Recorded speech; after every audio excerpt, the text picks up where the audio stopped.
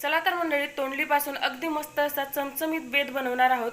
तोंडलीची भाजी खायची म्हणले की घरातल्या सगळ्याच मंडळी नाका मुरडत असतात, पण आज आपण भाजी वगैरे न बनवता अगदी मस्त असा झटपट तयार होणारा चमचमीत बेत तयार करणार आहोत।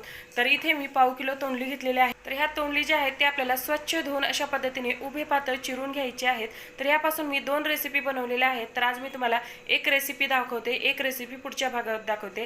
तर इथे मी 1 ग्लास तांदूळ घेतलेले आहेत। तांदूळ इथे तुम्ही कोमल किंवा चांतारा दोन्हीपैकी एक तांदूळ घेऊ शकता। स्वच्छ धुवून पाणी घालून ठेवले। त्यानंतर कुकरमध्ये 2 चमचे तेल ऍड करायचे। त्यामध्ये व्हिडिओ दाखवलेले काही खडे मसाले ऍड करून घ्यायचे आहेत। तुमच्या घरामध्ये जे कुठले खडे मसाले असतील ते संपूर्ण मसाले यामध्ये ऍड करून घ्यायचे।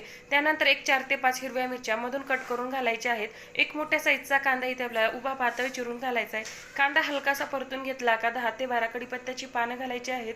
ते सुद्धा छान असं परतून घ्यायचंय। एक चमचा इथे आपल्याला आलं लसूण ठेचून घालायचा आहे, म्हणजे त्याचा फ्रेश फ्लेवर आहे तो खूप छान लागतो। त्यानंतर इथे मी 10 ते 12 काजू घातलेले आहेत। काजू घालणं इथे पूर्णपणे ऑप्शनल आहे, नाही घातला तरी देखील चालेल। काजू सुद्धा छान असे परतून घेतले। त्यानंतर जी आपण तोंडली कट करून ठेवली होती ती सुद्धा अर्धी तोंडली यामध्ये मी ऍड केली।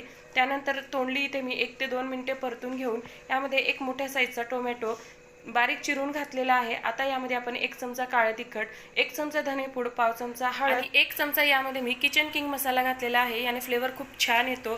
तुमच्याकडे नसेल तर कुठलाही घरातला गरम मसाला यामध्ये ऍड करून घेऊ शकता। त्यानंतर यामध्ये मी धुवून ठेवलेले जे तांदूळ होते ते संपूर्ण पाणी काढून यामध्ये टाकून छान असे परतून घेतले। 1 ग्लास तांदूळासाठी 2 ग्लास पाणी अगदी परफेक्ट आहे। तर सगळ्यात शेवटी यामध्ये बारीक चिरलेली भरपूर अशी कोथिंबीर घालायची। कुकरचं झाकण लावून 3 शिट्ट्या काढून घ्यायच्या आहेत। तर इथे मी कुकरच्या 3 शिट्ट्या काढून कुकर गार करून घेतला आणि तुम्ही बघू शकाल मस्त असा इथे आपला तोंडलीचा मोकळा सुटसुटीत पुलाव बनवून तयार आहे। सोबतच तोंडलीची भजी सुद्धा बनवली होती। अतिशय खमंग आणि कुरकुरीत ही भजी बनवून तयार होतात। एकदा नक्की ट्राय करून पहा। डिटेल रेसिपी चॅनलवर अपलोड केलेली आहे, जाऊन नक्की चेक करा। रेसिपी आवडली तर रेसिपीला लाईक आणि शेअर करा।